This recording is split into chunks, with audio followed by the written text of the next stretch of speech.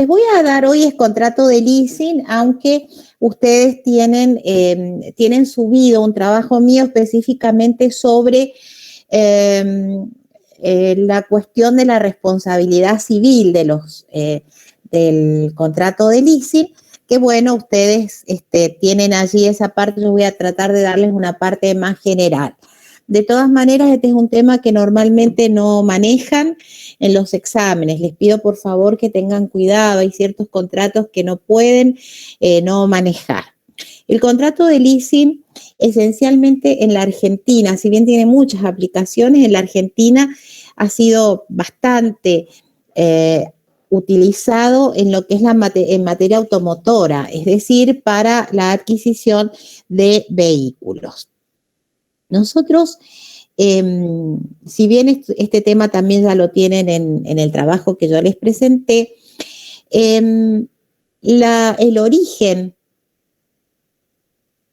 del contrato de leasing se remonta a Estados Unidos en 1920, con la compañía de teléfonos, la Bell Telephone System, que en realidad lo que estaba haciendo era introducir los teléfonos en Estados Unidos. Obviamente, imagínense ustedes que un aparato de teléfono en los años 20 era algo de absoluto lujo, el equipamiento era carísimo y estaba destinado a durar por un tiempo bastante importante. Entonces, en realidad, lo que hacía esta compañía era dar en arriendo estos teléfonos para los usuarios, para aquellos quienes contrataban el servicio. Pero dentro del precio del servicio que estaban recibiendo, pagaban una parte que era efectivamente el valor del equipamiento mismo, es decir, del teléfono.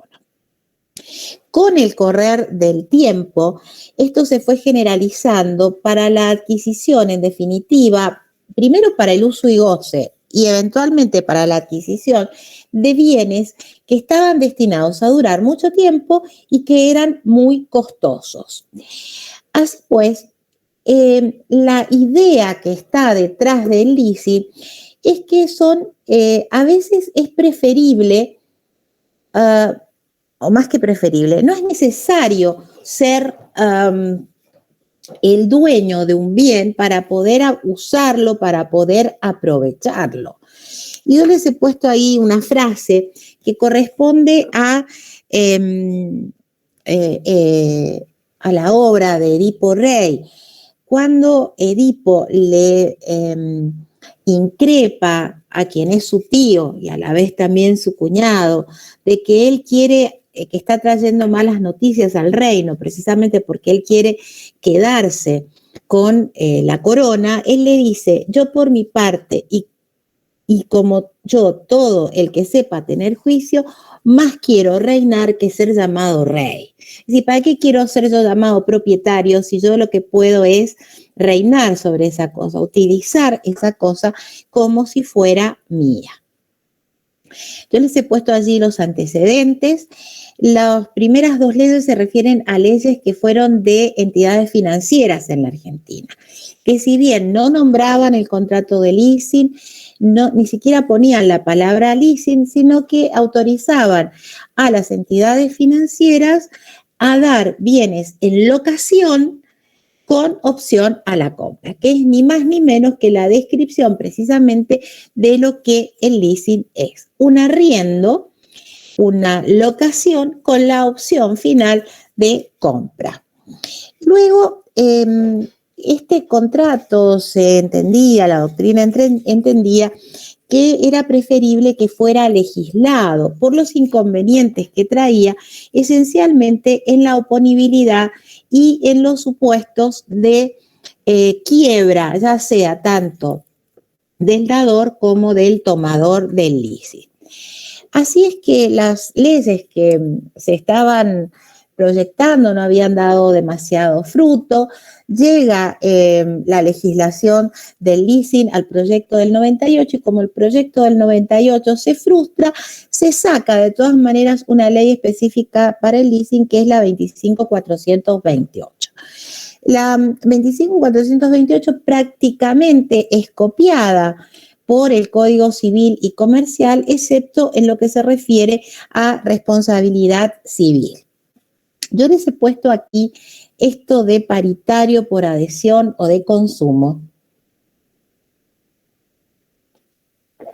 porque en realidad originariamente los contratos de leasing tenían bastante parte de paritarios, es decir, de que fueran negociados.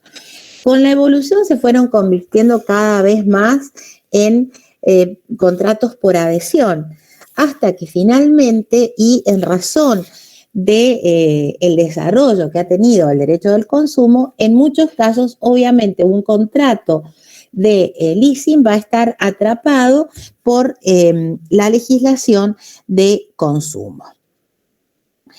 En el Código Civil y Comercial de la Nación está tratado en el artículo 1227. ¿Quién quiere leer el concepto de leasing? ¿Quién lee? Ahí leo, profe. Bueno, vamos, Gabriel.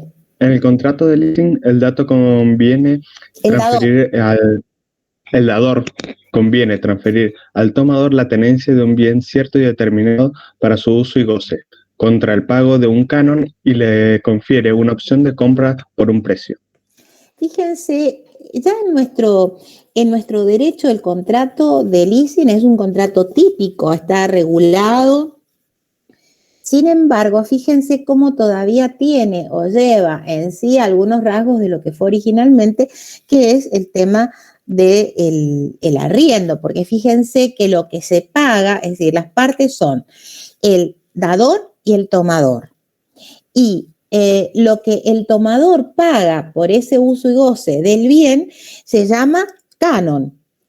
Y eso lo va a pagar durante toda la vida del contrato hasta que pueda o no ejercer la opción de compra. Porque fíjense, a veces al tomador no le conviene ejercer la opción de compra, a pesar que mientras él va pagando el canon, hay una parte de ese canon que se paga por el uso y goce, mientras que otra parte va amortizando el verdadero valor del bien. No obstante esto, a veces al tomador no le conviene ejercer la opción de compra, comprar el bien. ¿Por qué? Porque pueden ser bienes que se tornan obsoletos.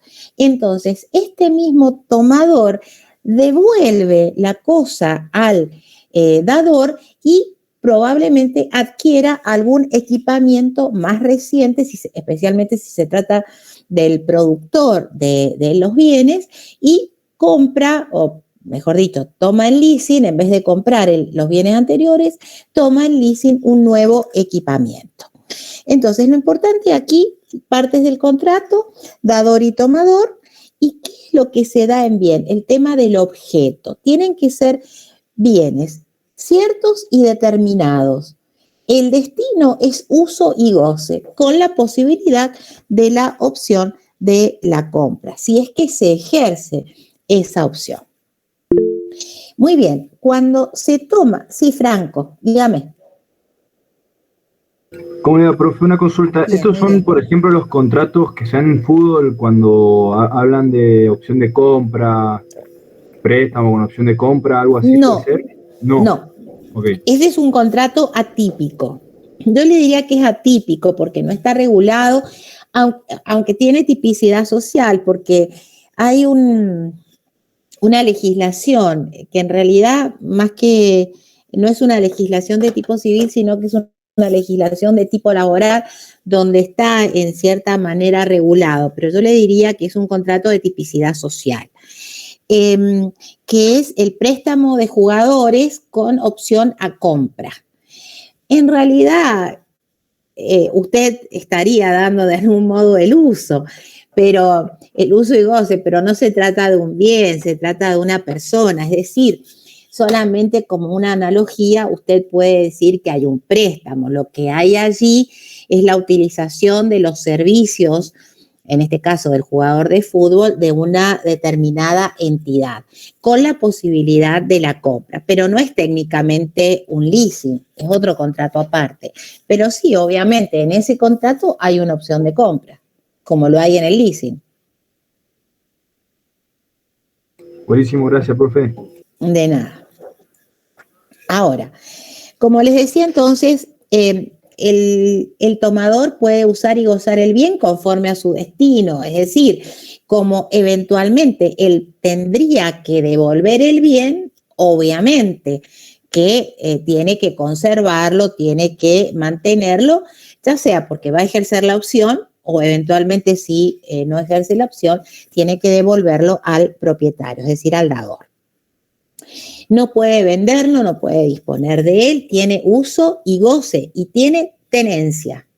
Tiene uso y goce, pero tiene tenencia. En cuanto a los gastos ordinarios y a los extraordinarios de conservación, de uso, incluyendo seguros, impuestos, tasas que puedan recaer sobre esos bienes, corresponden al tomador. Fíjense que cosas que normalmente son esenciales del dador, que en este caso sigue siendo el propietario durante toda la vigencia del contrato hasta que se ejerza la opción de compra, sin embargo van a estar a cargo del tomador, excepto, dice el código, que exista convención en contrario. La verdad es que esa convención en contrario casi nunca existe, obviamente. Ahora, lo que sí puede hacer el tomador es arrendarlo, excepto que tenga una cláusula que prohíba hacerlo. ¿Qué se puede dar en leasing? Y aquí es donde todos hacen agua.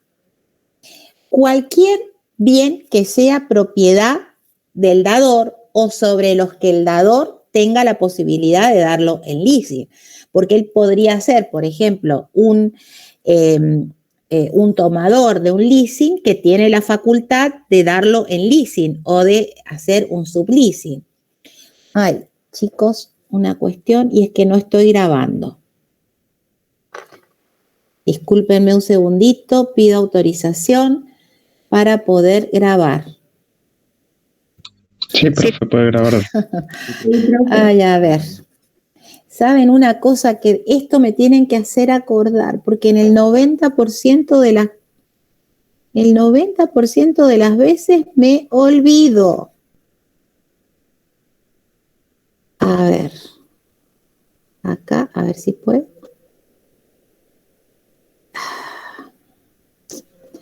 Bueno, voy a dejar de compartir un momento porque si no, no puedo hacerlo. Grabar reunión.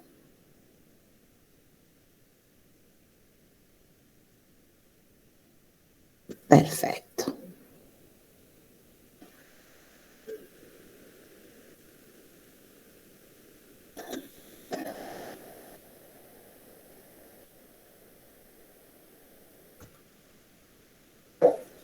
Muy bien. Ahora sí, vamos a ver si puedo compartir nuevamente.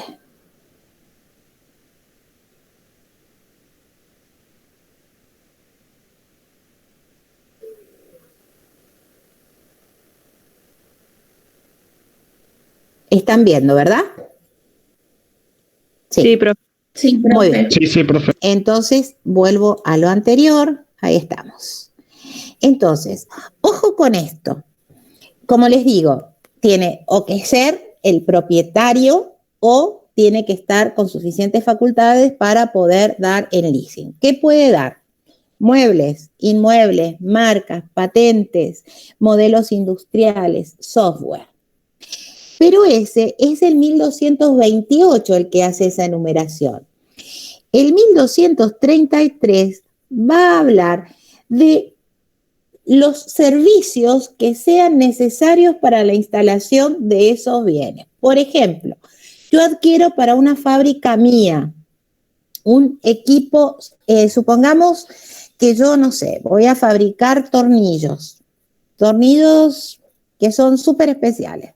Entonces yo necesito que además de tener en leasing ese equipamiento, hay que instalarlo y hay que ponerlo en marcha y tiene que funcionar.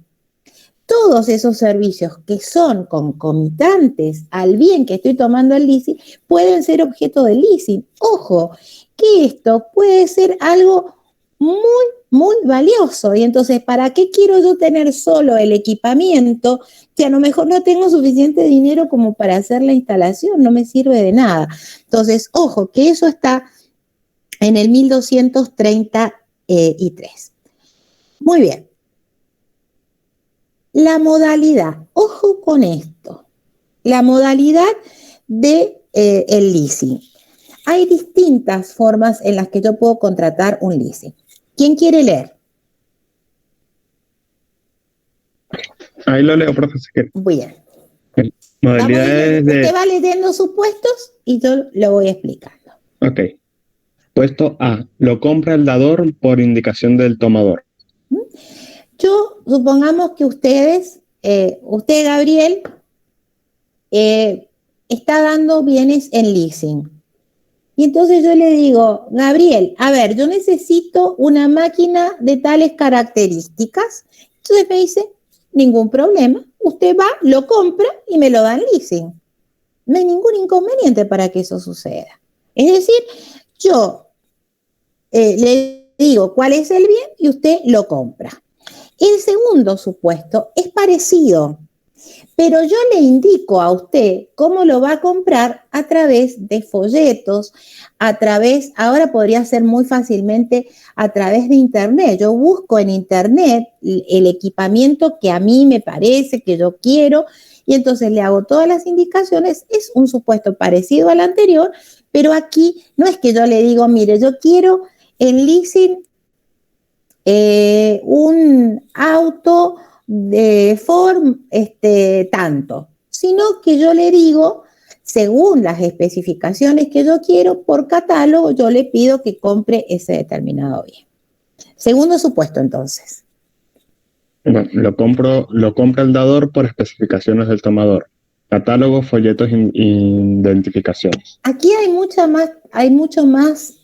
una mayor labor del tomador, que le dice específicamente qué es lo que quiere.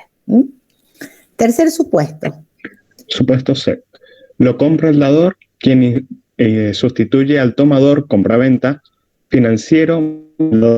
Es el leasing financiero. Acción directa, liberación. Muy bien. El tercer supuesto. El tercer supuesto es lo que se llama el leasing financiero. Yo no voy a Gabriel, sino que voy a una entidad financiera y le digo, necesito tal bien.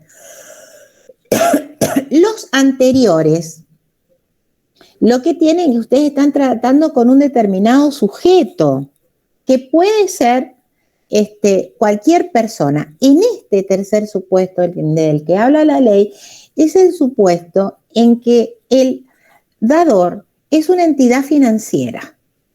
Por tanto, en realidad, él sí compra el bien, pero él no lo compra nunca para sí, sino que lo compra con la finalidad de darlo en leasing.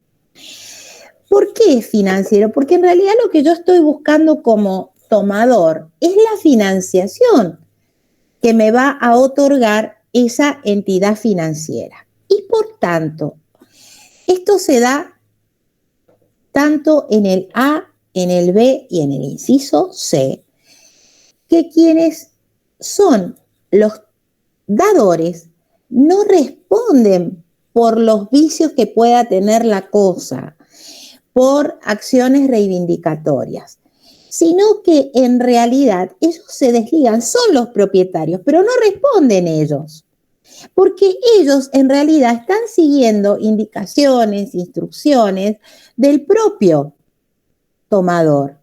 Y entonces lo único que hacen, y esto es uno de los supuestos de excepción por las cuales existe acción directa, es que le transmiten junto con la cosa, le van a transmitir también al tomador la acción directa. Es decir, esta entidad financiera, esta persona a la cual ustedes le indicaron cuál es el bien que tiene que comprar, no responden ni por vicios ocultos, ni por vicios redimitorios, sino que lo único que hacen es le trasladan a ustedes la acción directa, y ustedes como tomadores van a poder directamente, sin necesidad de involucrar a los dadores, van a poder ejercer la acción directa en contra del productor, del fabricante, de la persona que vendió, que hizo con quien esta entidad financiera o estos tomadores particulares hicieron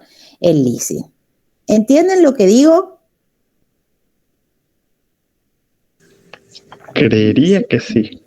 A ver, ¿en qué no creería o en qué sí creería? Que de momento lo entiendo, pero puede que cuando lo estudie para la mesa tenga algunos o cuestionamientos que ahora no tengo. Bueno, espero que lo salve antes del examen. Yo también espero lo mismo, profe. Leo el siguiente inciso. Vamos. Es de propiedad del dador con anterioridad, leasing operativo, saneamiento. Bueno, miren. En este caso, usted es una empresa que está dedicada al leasing. Incluso puede ser un bien que usted ya dio con anterioridad en leasing.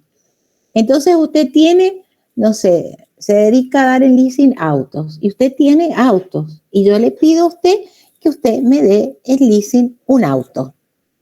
Ese es el leasing operativo. Cuando el tomador, cuando el dador tiene ya en su propiedad los bienes que va a dar en leasing. Y ahí sí, ahí él responde por los bienes. ¿Se entiende la diferencia? Aquí los bienes son propiedad. En el leasing operativo, el dador ya tiene los bienes. Son de él, es el propietario. En los otros casos va a ser propietario también, en los 3 incisos anteriores, va a ser propietario también.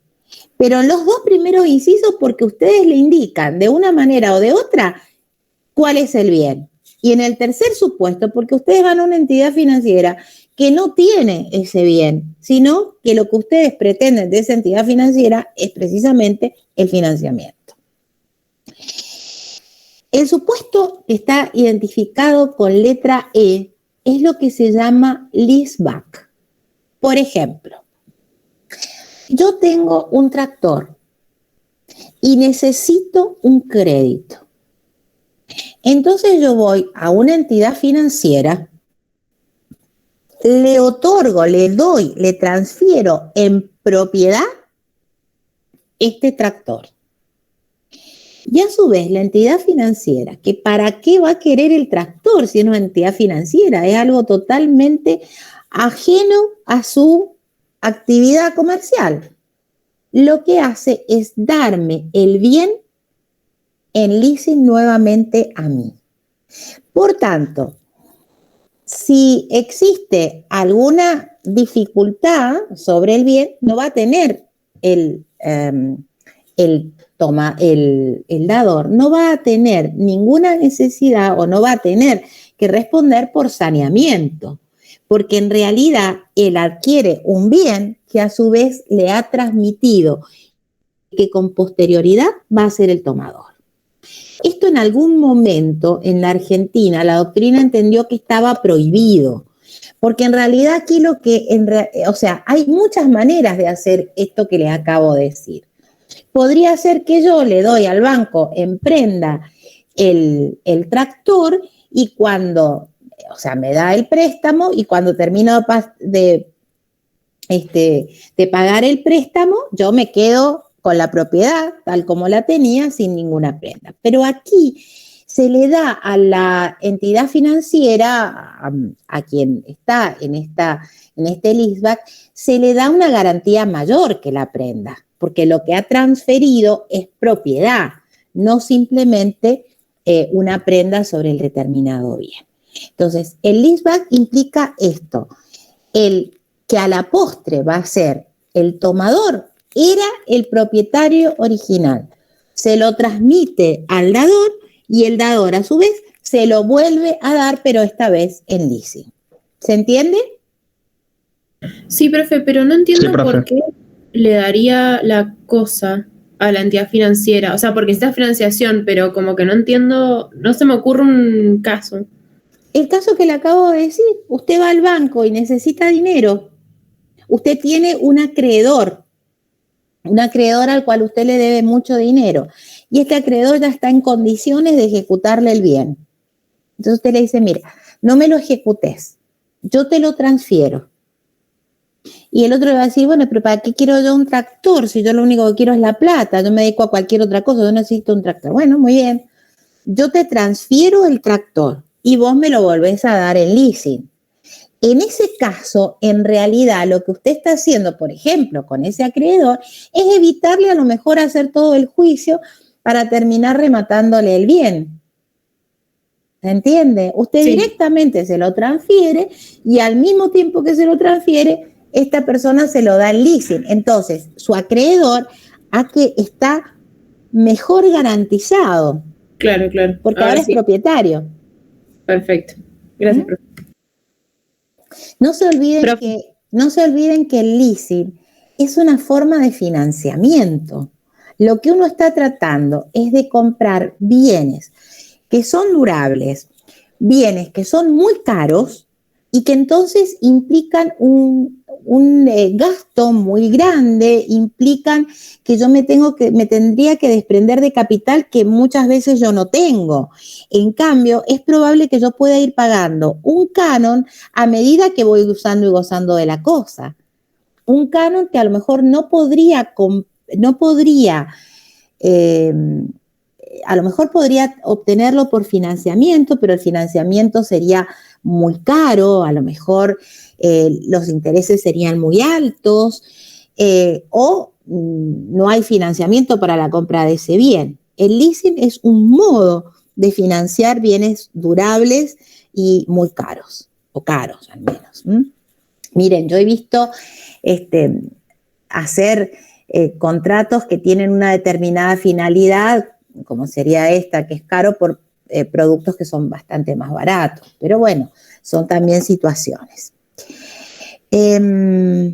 Bueno, también el artículo lo que habla es que si el bien está a disposición del dador, aunque no sea el propietario, también lo puede dar en leasing. ¿Dudas de esto? Ojo, esto está, sí. Entonces sería que cuando termino de pagar el crédito, por ejemplo, a esta entidad financiera... no es crédito, no es un crédito, usted está pagando un canon. Ah, pero entonces sí. No me quedó claro. Entonces cuando el leasing sería, yo tengo, por ejemplo, el tractor en mi propiedad, yo se lo doy, lo hago el traspaso de propiedad a la entidad financiera. Sí. Y ahí me lo dan en leasing. Sí. Pero la compra, ¿cuándo sería? Usted va a empezar a pagar un canon por el tiempo del leasing y a la finalización usted optará por comprarlo o por no comprarlo. Ah, bien, bien, bien. Y si no se compra, se iría a ejecutar el bien, por ejemplo, en una subasta. No, si no se compra, queda para la entidad financiera. Ah, bien.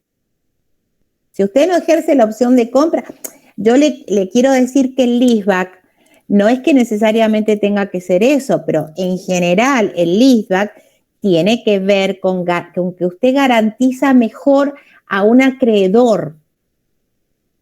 ¿Se entiende? El leaseback se da muchas veces cuando usted lo que tiene es una deuda previa y lo que hace es garantizar mejor. Si no, no tiene sentido que usted lo haga.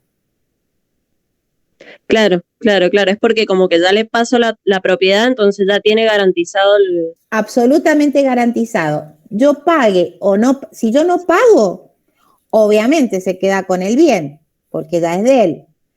Y si yo pago puntualmente, a la finalización del contrato yo podré pagar el precio, ¿no es cierto?, el resto, y lo compraré o directamente se lo queda. Ah, bien. Gracias, profe. Bueno, ¿Cuál es la forma? Miren, en general, la forma es instrumento privado, excepto determinados bienes. ¿Por qué les parece que los yates o buques, casas y aviones tienen que tener un requisito formal que no es simplemente un instrumento privado? ¿Por el valor? Además del valor, no necesariamente porque sean bienes de lujo, eso, porque son bienes registrables. Y entonces, ¿qué forma tienen que tener? Instrumento público. No necesariamente, no dicho así como instrumento público, sino en el caso... Escritura. Escritura pública. Eso. ¿Escritura pública cuál? En los 3 casos que dijo, ¿a eso se refiere? Lo que me refiero es que la instrumentación, de hecho, que es instrumento público, pero requiere la forma que requiere el inscrito en el que van a estar inscritos. En el caso de los inmuebles, ¿cómo se accede al registro? ¿Qué instrumento accede al registro? La escritura pública. La escritura pública. Es decir, si ustedes tienen bienes registrables, si tienen bienes conforme a lo que les pida el registro del cual se trate, porque tienen que acceder al registro, no se olviden de eso. ¿Sí? O sea, la razón por la cual ustedes tienen que recordar esto es porque si el bien tiene registración, ustedes tienen que acceder al registro. Y si acceden al registro, tienen que acceder con la forma que el registro les dice. Si no, no van a poder acceder. Así de sencillo. ¿Sí? Sí, profe. Muy bien. ¿Por qué tienen que acceder al registro? Precisamente por lo que se llama oponibilidad a los terceros. En realidad, este contrato, el leasing, es uno de los contratos que en su momento fue llamado moderno contrato. Ahora ya está, obviamente, legislado, ya de moderno no tiene nada, pero es una situación que se planteó precisamente cuando yo siempre les planteo este tema. Hay diferencia entre los derechos reales y los derechos personales, y eso no cabe duda. Sin embargo, más que la diferencia entre derechos reales y derechos personales, la piedra de toque es la oponibilidad a los terceros. Lo esencial de la clasificación incluso entre los derechos reales y los derechos personales es la posibilidad de la oponibilidad a los terceros. Entonces, en los que son derechos personales, como es el contrato, como es este contrato de leasing, lo importante en realidad es la oponibilidad a los terceros. Y esta oponibilidad a los terceros lo que implica es que yo lo tengo que inscribir en un registro. Y eso es lo que le da publicidad y por tanto oponibilidad a los terceros.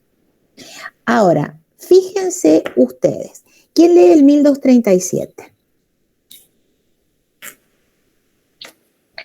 Yo lo leo, profe, si quiere. Por favor. Artículo 1237, oponibilidad, subrogación. El contrato debidamente inscrito es oponible a los acreedores de las partes. Los acreedores del tomador pueden subrogarse en los derechos de éste para ejercer la opción de compra.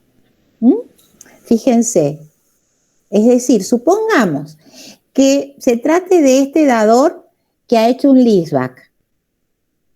Y resulta ser que yo soy un acreedor de ese tomador. Y ahora este señor, sabiendo que yo estoy a la espera de embargarle el bien, si es que él lo compra, decide no comprarlo. Entonces, yo que soy acreedor del tomador, puedo subrogarme en su derecho y pagar el precio necesario para obtener el bien. Fíjense ustedes, y todo esto lo puedo hacer precisamente por la oponibilidad. Ahora vamos a leer el 1234. ¿Quiere leerlo? Bueno, 1234, forma de inscripción. El leasing debe instrumentarse en escritura pública si tiene como objeto inmuebles, buques o aeronaves. En los demás casos puede celebrarse por instrumento público o privado. A los efectos de su oponibilidad frente a terceros, el contrato debe inscribirse en el registro que corresponda según la naturaleza de la cosa que constituye su objeto. Punto. La inscripción. Espere un segundo. Es decir, ustedes tienen que respetar la forma que requiera el registro de que se trate. Buques, aeronaves, inmuebles, escritura pública. Los demás, pública o privada, conforme al registro del cual se trate. Ahora, ¿en qué registros hay que escribir? Vamos ahí. El contrato debe inscribirse en el registro que corresponda según la naturaleza de la cosa que constituye su objeto. La inscripción en el registro puede efectuarse a partir de la celebración del contrato de leasing y con prescindencia de la fecha en que corresponda hacer entrega de la cosa objeto de la prestación comprometida. Para que produzca efectos contra terceros, desde la entrega del bien objeto del leasing, la inscripción debe solicitarse dentro de los 5 días hábiles posteriores. Punto. Mire, ustedes a partir de que tienen el contrato de leasing, que está celebrado el contrato de leasing, tienen el instrumento, ustedes lo pueden inscribir, no cabe duda. Y lo pueden inscribir en el momento que quieran. Pero en realidad, si ustedes lo inscriben dentro de los 5 días de celebrado, el contrato tiene efectos retroactivos al momento en que ustedes lo celebraron.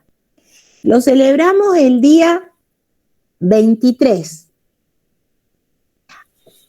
Lo queremos inscribir hoy. Lo inscribimos hoy, tiene efectos retroactivos a 5 días antes. Es decir, que a pesar de que lo escribamos hoy, va a tener efectos en contra de mis acreedores y oponible a mis acreedores y a los acreedores de la otra parte, es decir, a mis acreedores, supongamos que yo soy el dador, y a los acreedores del tomador a partir de los 5 días anteriores. Si no, obviamente, tiene efectos a partir del momento en que se inscribe.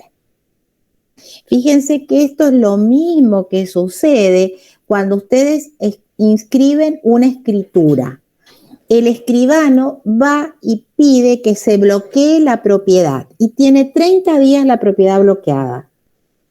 Si inscribe la escritura dentro de esos 30 días, la escritura tiene efectos desde el momento en que se pidió el bloqueo del título.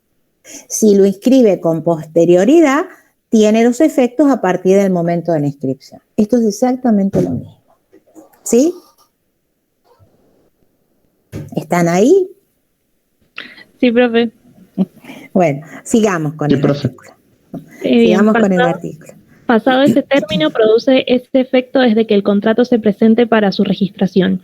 Si se trata de cosas muebles no registrables o de un software, deben inscribirse en el registro de créditos prendarios del lugar donde la cosa se encuentre, o en su caso, donde ésta o el software se deba poner en disposición del tomador. Fíjense, ahí toman registro prendario. ¿Por qué? Porque son cosas muebles que no tienen registración. Entonces, el registro que se les parece es el registro prendario, que es donde ustedes inscriben las cosas muebles que no tienen registración y sobre las cuales recae una prenda. Bien. En el caso de inmuebles. En el caso de inmuebles, la inscripción se mantiene por el plazo de 20 años, en los demás bienes se mantiene por 10 años. En ambos casos puede renovarse antes de su vencimiento por rogación del dador u orden judicial. Ojo, el plazo máximo son 20 o 10 años, inmuebles o muebles. Ahora, se puede prorrogar, pero la prórroga tiene que ser inscripta, tiene que ser pedida antes de que venza. Vence hoy. Tiene que llegar al registro, al menos ayer tuvo que llegar. O salvo que prácticamente ingrese el mismo día, pero tiene que ingresar antes de que venza. Entonces hay que estar atento. Y esto también le sirve para todo lo que tiene que ver con derechos reales, con hipotecas y demás. Muy bien. ¿Qué pasa cuando se trasladan los bienes? Vamos al 1236. ¿Quiere leerlo? Traslado de los bienes. El tomador no puede sustraer los bienes muebles del lugar en el que deben encontrarse de acuerdo a lo estipulado en el contrato inscripto. Solo puede trasladarlos con la conformidad expresa del dador otorgada en el contrato o por acto escrito posterior. Y después de haberse inscrito el traslado y la conformidad del dador en los registros correspondientes, se aplican las normas pertinentes a la ley de prenda con registros al respecto. Es precisamente la misma normativa que corresponde a cuando ustedes tienen una prenda y van a trasladar el bien del lugar donde está inscripto. Ahora bien, terminó el plazo del leasing por el que está pactado y ya tenemos la posibilidad de ejercer la opción de compra. Entonces, una vez que se ejerce la opción de compra, es necesario hacer la transmisión de este dominio. ¿Cómo se va a hacer? De acuerdo al tipo de bien que se trate. Saneamiento. No corresponde cuando la cosa pertenecía al tomador. Lo que explicamos cuando dijimos, por ejemplo, del leaseback. Obviamente, no va a haber ningún tipo de obligación de saneamiento, porque ¿qué va a responder todavía el que a la postre va a ser el dador si la propiedad la tenía el propio tomador? ¿Qué le va a reclamar al dador cuando el responsable es él mismo? La entrega de la cosa no corresponde al dador cuando la cosa la adquirió por indicación del tomador. Fíjense ustedes, cuando ustedes han realizado un determinado leasing por el cual han pedido que se compre esa cosa, pues ustedes van a ejercer directamente la opción de compra. ¿Qué normas se aplican? Se aplican en forma subsidiaria el contrato de locación, obviamente que no en los plazos, y el contrato de compra-venta, de acuerdo a la etapa en la cual estemos hablando, si es durante la vigencia del contrato, locación, y si es durante la vigencia del momento de la opción de compra, obviamente la compra-venta. Fíjense una cosa, hubo momentos en que el derecho argentino definió al leasing como una locación seguida de una compra-venta, y lo hizo para tener en claro qué normativa aplicar. En la actualidad, lo que se dice es que es de aplicación analógica, solo en los casos en los cuales no está regulado. Pero no, el contrato de leasing es un contrato distinto, es un contrato típico, es un contrato que está regulado, es un contrato por tanto nominado y por tanto no son dos contratos en uno. Es decir, ha tenido, o tiene, mejor dicho, como todos los que en su momento se llamaron modernos contratos, tiene una finalidad que se cumple en estas dos etapas. Que antes, a lo mejor, ustedes para obtener algo similar debían hacer la utilización de estas dos normativas de locación y de compraventa es una cosa, pero en la actualidad la situación es otra. Es un contrato nominado y no es una locación seguida de compraventa. No cometan ese error al decir, porque ese es un concepto muy viejo, absolutamente superado en el derecho argentino. Derechos y obligaciones de las partes, obviamente.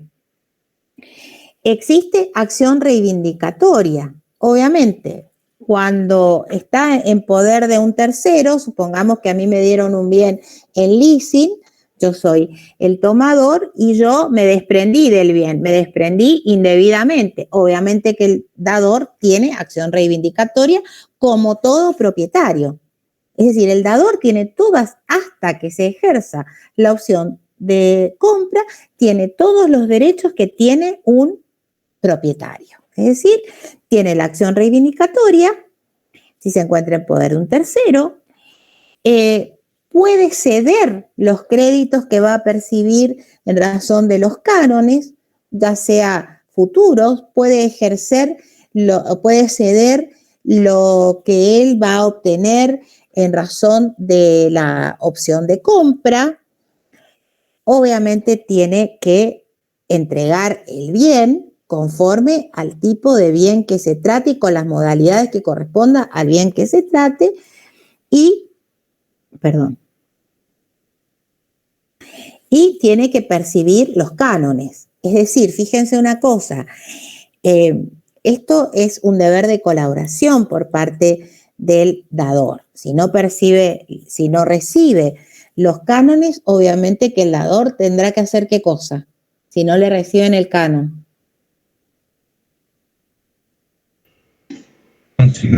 Consignar, exactamente.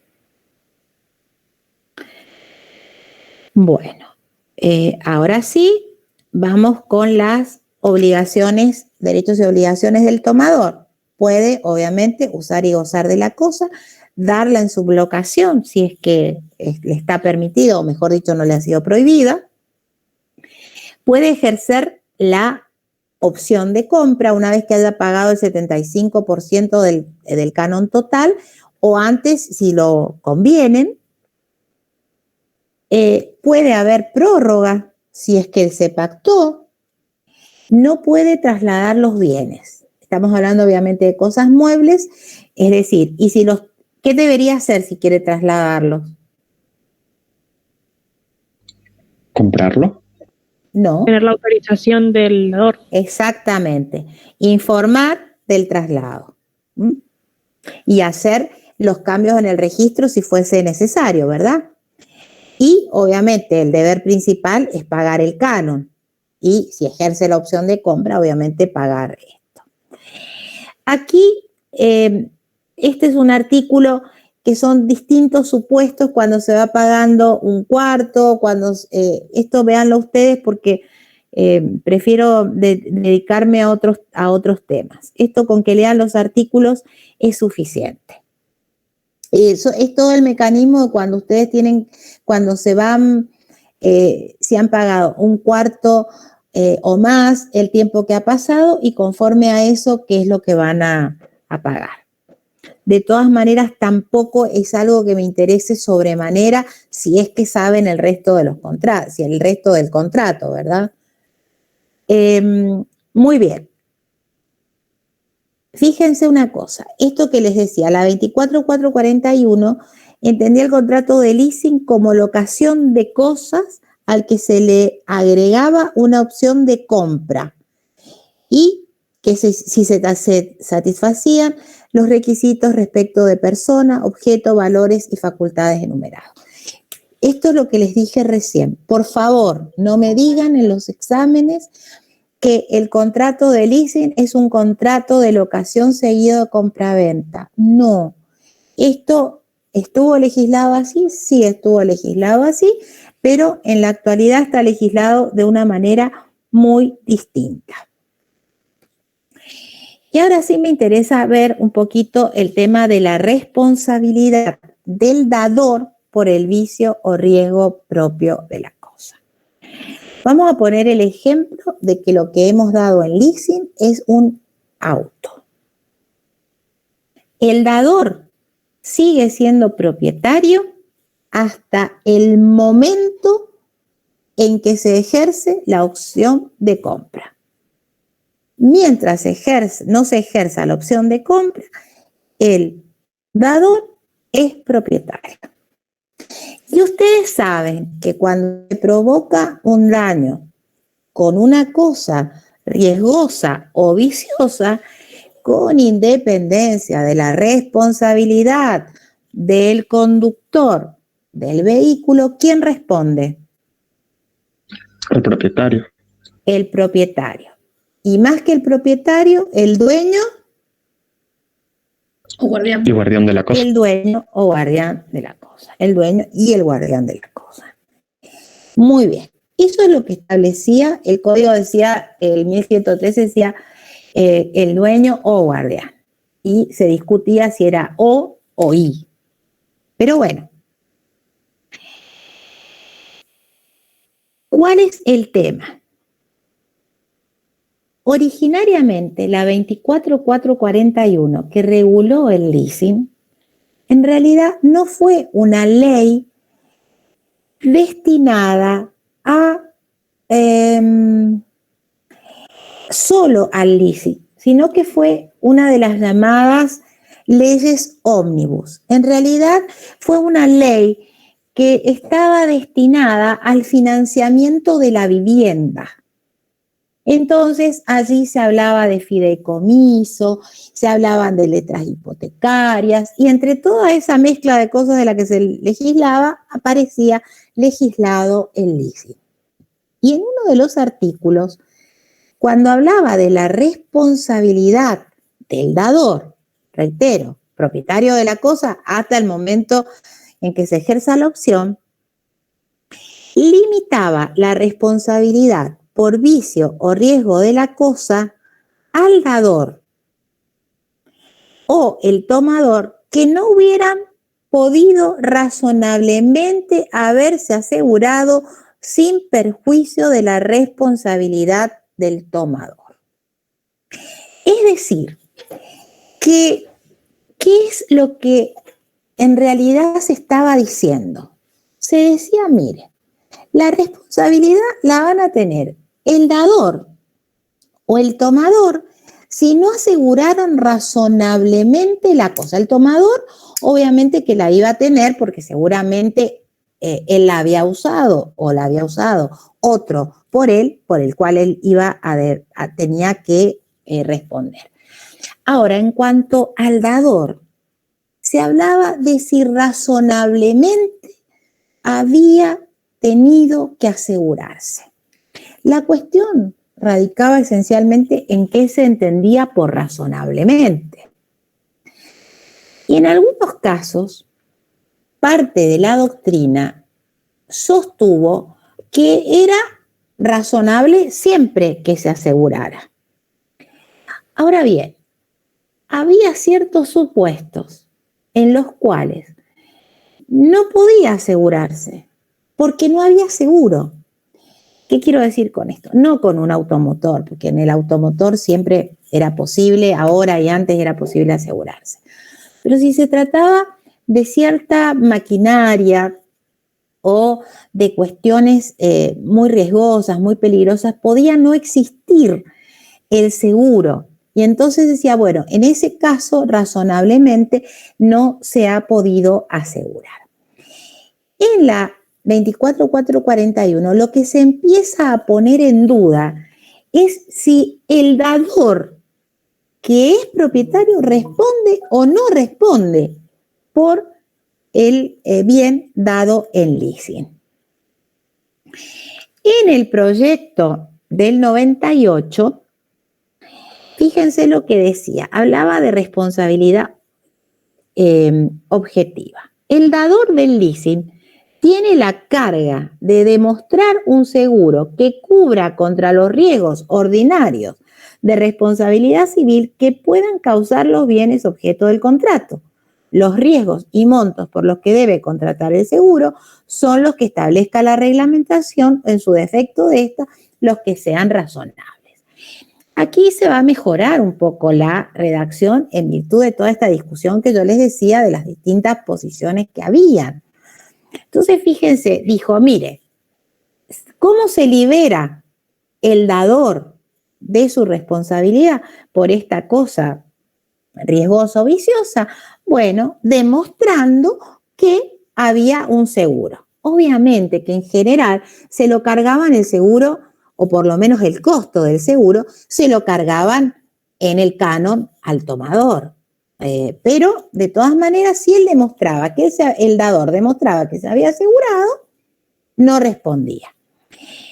Pero además estaba hablando de que tenía que ser posible que esos riesgos ordinarios y que se podía contratar un seguro. Es decir, ¿y qué seguro debía contratar? Aquellos que cubrieran esos daños que fueran considerados razonables.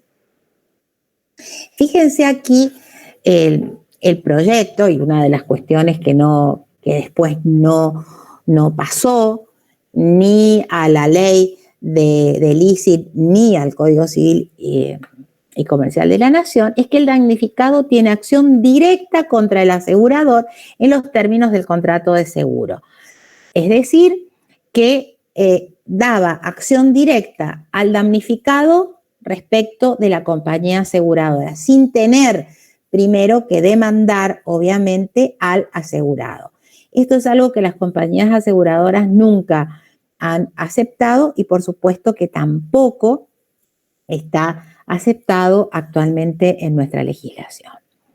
Lo que quiero decirles con esto es que de aquella situación en que razonablemente debía estar asegurado, el proyecto lo pasó a que era una carga por parte del dador de tener que contratar un seguro. En la 25.248, el proyecto del 98 no fue sancionado y por tanto, de todas maneras, como ya habían muchas voces a favor de la legislación del leasing, se dicta la ley 25.248 que específicamente va a hablar del leasing. Y va a decir lo siguiente: el dador conviene transferir al tomador la tenencia de un bien cierto y determinado para su uso y goce contra el pago del canon y le confiere una opción de compra para su precio.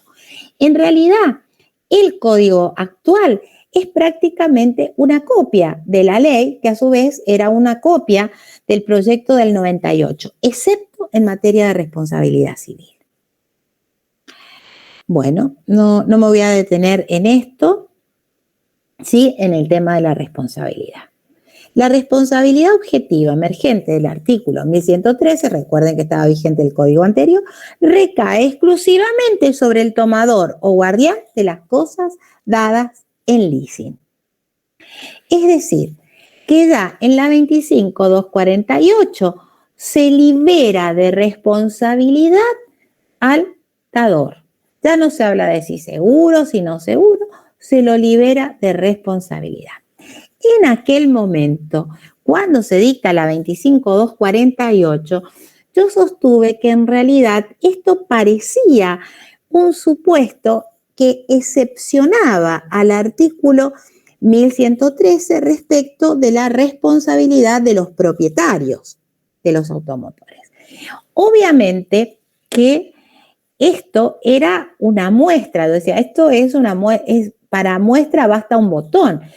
Y si realmente el camino era ir hacia cierta liberación del propietario, en este caso dador, como responsable, o si eran supuestos que se iban a extender. El código mantiene esta situación, ¿no es cierto?, en relación con que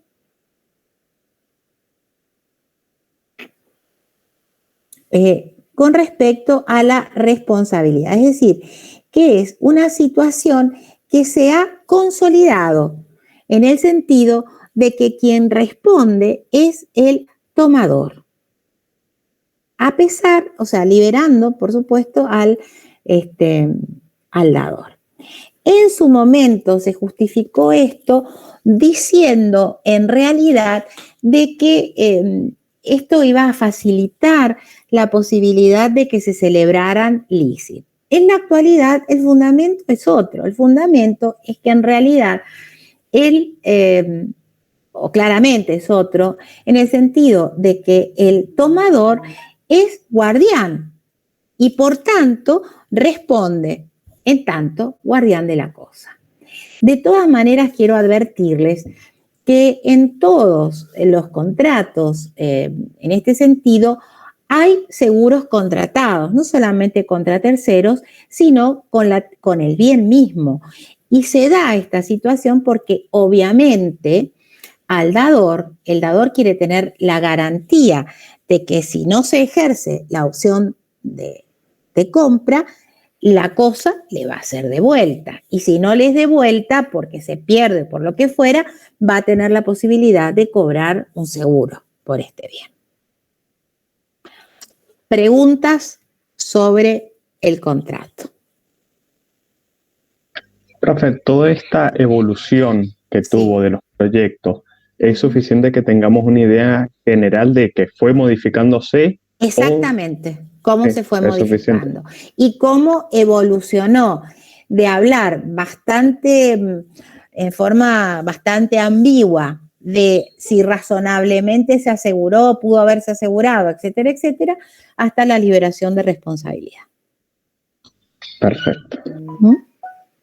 Pero es importante que vean ciertas evoluciones, que entiendan o que al menos intenten ver que hay soluciones que pueden cambiar, que pueden ser sostenidas, que pueden ser criticadas y que la crítica está dentro del propio ordenamiento. Hay argumentos como para sostener una u otra postura. En algún momento se dijo, bueno, ¿por qué un propietario cualquiera tiene que responder y el dador, que además lucra con esta situación al dar el bien en leasing, no tiene que responder? Sin embargo, nunca se dio lugar a una,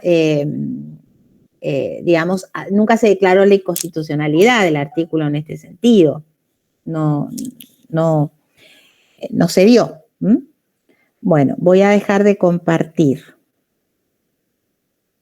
¿Qué dudas tienen sobre esto?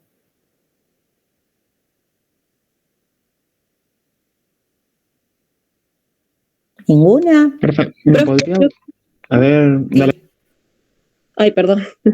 Yo quería saber si la responsabilidad estaba receptada en el Código Civil y Comercial de la Nación. No entiendo la pregunta. Sí, este último punto que hemos visto de la responsabilidad, sí, o sea, de cómo quién es responsable de esta responsabilidad objetiva, si está en el Código Civil y Comercial. Y fíjese. Porque yo encontré un artículo en 1232. A ver. Que dice léalo. pero da con los supuestos del 1231. ¿Se lo lee usted o lo leo yo? Léalo usted. Ah, bueno. No, léalo para todos. Nada, porque dice, responsabilidades, acciones y garantías de la adquisición del bien.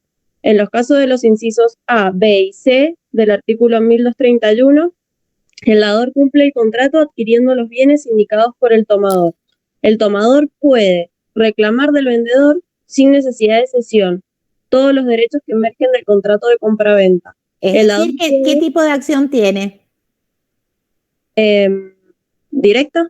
Es directa. Bien. El dador puede liberarse convencionalmente de las responsabilidades de entrega y de la obligación de saneamiento. En casos del inciso D del artículo 1231, así como en aquellos casos en que el dador es fabricante, importador, vendedor o constructor del bien dado en leasing, el dador no puede liberarse en la obligación de entrega y en la obligación de saneamiento. En el caso del inciso E del mismo artículo, el dador no responde por la obligación de la entrega ni por garantía de saneamiento, excepto pacto en contrario, y en los casos del inciso F se deben aplicar las reglas de los párrafos anteriores de este artículo según corresponda a la situación concreta. Pero esto se refiere a la responsabilidad de la que estábamos hablando recién. Claro, no me sonaba que fuera esa responsabilidad. Esto se está refiriendo a los derechos y obligaciones de las partes, del dador y del tomador. Ah, bien. Pero parece no... el 1243 dice lo de responsabilidad. Responsabilidad objetiva. La responsabilidad objetiva emergente del artículo 1757 recae exclusivamente sobre el tomador o guardián de las cosas dadas en leasing. Bien, ese es el artículo. El anterior es a la responsabilidad de saneamiento, pero estas se dan entre dador y tomador. En cambio, el 1243 se refiere a la responsabilidad objetiva. Cuando hay responsabilidad objetiva, estamos hablando de que existen daños por el riesgo o vicio propio de la cosa, ¿no es cierto? Y libera al dador, libera al propietario en realidad, porque habla, dice, y lo dice claro, dice exclusivamente al tomador o guardián. ¿Sí? ¿Qué otra duda tienen?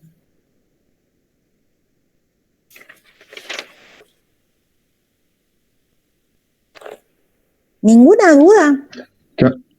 Le quería preguntar si me llega a tocar la bolilla de listening en el examen, ¿cuáles son las preguntas que suelen hacer si la dejara como segunda bolilla? O sea, si sacara...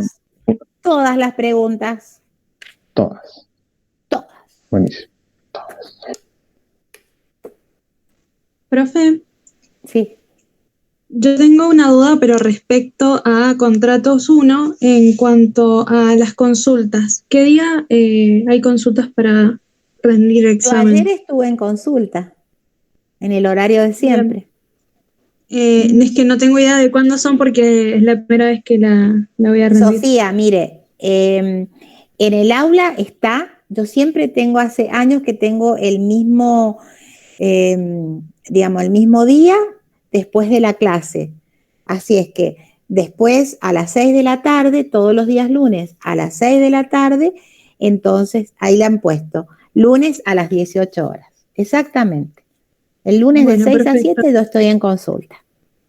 Perfecto, profe, gracias. Para todos, sean de contrato 1, contrato 2, obviamente. Cualquiera que necesite consulta. Hemos empezado con el cursado de PPS, que justo es a las 6 de la tarde. Nos toma presencia en asistencia. ¿Hay posibilidades de que le podamos hacer consultas otro día o en otro horario? La verdad es que yo siempre he tenido ese día. ¿Y cuál es el horario que tienen ustedes? A las 6 empieza la clase de PPS y terminará a las 7, 7:30 cuanto mucho. Los únicos días que no tenemos nada son los viernes en la tarde, que no cursamos, pero no sé si yo viernes en la tarde para mí es imposible, normalmente tengo posgrado y demás. Miren, yo les digo lo siguiente, en todo caso, previo al examen, acordaremos alguna fecha. Yo tengo, esa es mi, digamos, mi hora de atención de alumnos. Si alguien tiene o algún grupo de alumnos tiene algún inconveniente, bueno, en su momento, antes del examen, fijaremos alguna fecha para juntarnos, que nos convenga a todos.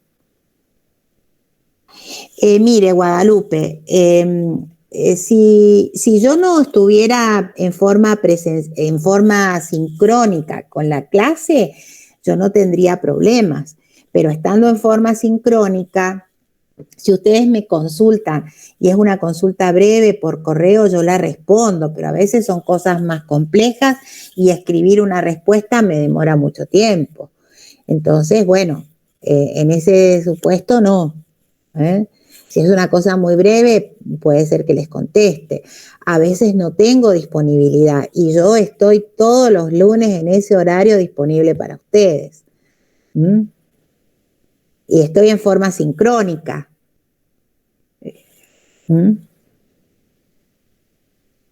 Ya les digo, pero de todas maneras, antes del examen, si ustedes tienen algún tipo de duda, podemos acordar alguna fecha. Ahora, cambiarla no, porque hay muchos otros alumnos que ya están acostumbrados a eso y es el horario, porque se los cambia a ustedes y pueden haber otras dificultades con otros alumnos que la estén por rendir. Es muy difícil combinar así. Teorema de Coase. Cuando son muchas las partes es difícil, los costos de negociación son muy altos. Bueno, ¿alguna otra duda tienen? ¿Ninguna otra duda? Bueno, Hola, profe. Sí, hola.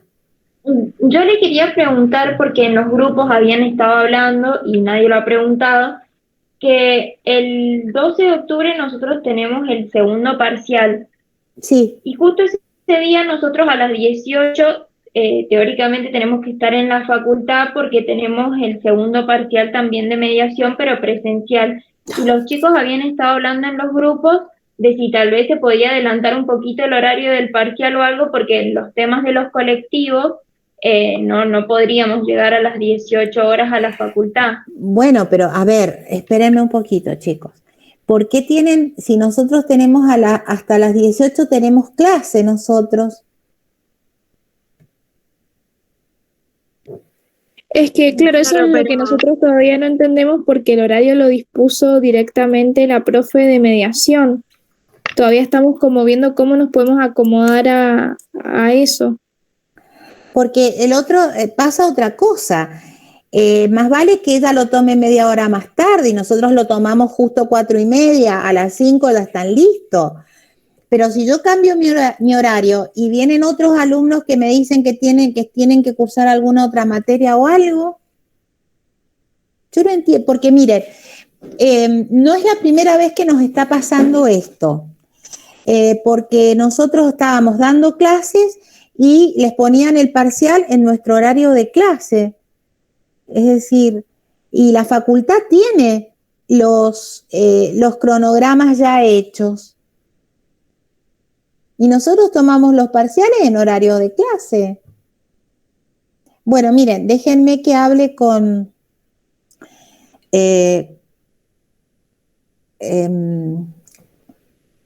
voy a hablar con Secretaría Académica, a ver si que lo pongan un poquito más tarde. Realmente no... y si no, que me digan cuándo lo deberíamos tomar, cuándo lo podríamos cambiar, porque a su vez nosotros también hemos pasado las fechas porque hay otros parciales, para que no se superpongan con otros parciales que a su vez, como los tomamos online, no tengamos problemas de sobrecargar la línea. O sea, realmente me parece que las decisiones deberían estar tomadas desde el órgano central que analice que coincidan fechas y días, por lo menos las del mismo año, no digo las de otros años, pues obviamente ahí es más difícil, pero las del año deberían coincidir. No sé por qué. Bueno, yo voy a mandar un mail a la facultad para que me indiquen. Pero tampoco me animo a cambiarlo yo otro día o más temprano. No sé si hay alguna otra, algún otro examen o cosa que se pueda colapsar el sistema. La verdad que no sé. ¿Ustedes han consultado en la facultad? No, profe, ni idea.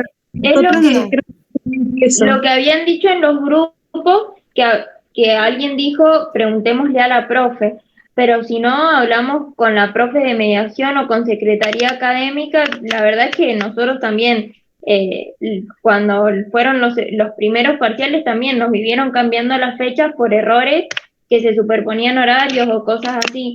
Yo no lo hice con motivo de que fuera otra molestia para ustedes, sino porque justo lo dijeron y bueno, para ir salvando temas que no se...